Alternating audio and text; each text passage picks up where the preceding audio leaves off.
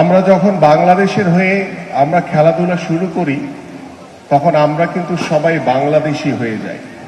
আমার বাংলাদেশকে আমরা রিপ্রেজেন্ট করি, আমার বাংলাদেশ কিভাবে ভালো কিছু অর্জন করতে পারবে সেই প্রত্যাশা আমরা করি। আপনারা রিসেন্টলি বিশ্বকাপ ফুটবল দেখেছেন, সে বিশ্বকাপ ফুটবলের টান টান উত্তেজনা আপনারা দেখেছেন। আমাদের দেশের বাংলাদেশ হয়তো আমরা বিশ্ব ফুটবলে এখনো অংশগ্রহণ করতে পারিনি, কিন্তু ফুটবল নিয়ে আমাদের বাঙালিদের যে উৎসাহ, যে উদ্দীপনা আমরা দেখেছি, এটাকে ধারণ করে আমরা যদি আমাদের ফুটবলটিকে এগিয়ে নিয়ে যেতে পারি, এটি হবে আমাদের অনেক বড় সাফল্য, অনেক বড় সার্থকতা। এবং ফুটবল সহ নতুন করে স্পোর্টসে ক্রিকেট রয়েছে, দাবা রয়েছে, আমাদের সাঁতার রয়েছে, এইভাবে আমাদের বেশ কয়েকটি ইভেন্ট রয়েছে, প্রায় 8টি ইভেন্ট, এবং নতুন করে আমরা 2টি ইভেন্টকে সংযোজন করতে যাচ্ছি, সেটি হচ্ছে ভলিবল এবং টেবিল টেনিস।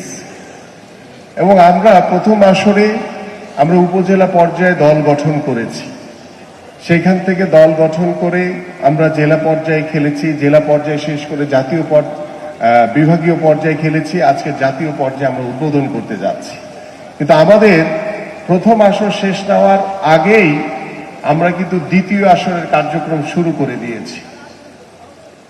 আমাদের 1 জুলাই থেকে দ্বিতীয় আসরের রেজিস্ট্রেশন কার্যক্রম, অনলাইন রেজিস্ট্রেশন কার্যক্রম চলমান রয়েছে। আমরা দ্বিতীয় আসর থেকে ইউনিয়ন পর্যায় থেকে দল গঠন করতে চাই। আমাদের বাংলাদেশে 4599টি ইউনিয়ন রয়েছে, উপজেলা রয়েছে 503টি।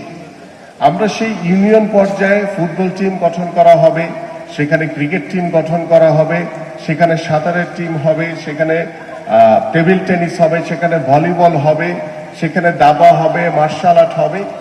টোটাল 10টি ইভেন্টকে আমরা একদম ইউনিয়ন পর্যায়ে ছড়িয়ে দিতে চাই, এবং সেই ইউনিয়ন পর্যায়ে দল গঠনের মাধ্যমে আমরা এই নতুন করে স্পোর্টসকে আমরা বছর ব্যাপী আমরা এই খেলাধুলাকে চলমান রাখতে চাই। এবং সেই লক্ষ্য নিয়ে ইতিমধ্যে আমাদের একটি বাৎসরিক ক্যালেন্ডার আমরা তৈরি করেছি, এবং সেই ক্যালেন্ডারে আমরা ইনশাআল্লাহ আমাদের মাননীয় প্রধানমন্ত্রীর সম্মতি জ্ঞাপন করলে আমরা ইনশাআল্লাহ সেপ্টেম্বরের ফার্স্ট উইকে আমাদের নতুন করে দ্বিতীয় আসর আনুষ্ঠানিকভাবে ইনশাআল্লাহ, হয়তোবা প্রথমটি সিলেট থেকে করেছি, আমাদের মাননীয় প্রধানমন্ত্রীর সম্মতি জ্ঞাপনের মাধ্যমে আমরা হয়তো কোনো নতুন কোনো বিভাগীয় শহর থেকে সেই দ্বিতীয় আসর আনুষ্ঠানিকভাবে ইনশাআল্লাহ আবার উদ্বোধন করব।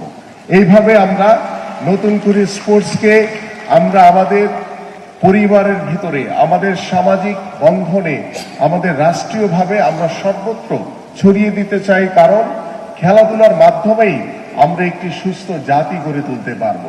খেলাধুলার মাধ্যমে আমরা আমাদের সন্তানদেরকে সেই ডিভাইসের হাত থেকে দূরে রাখতে পারব।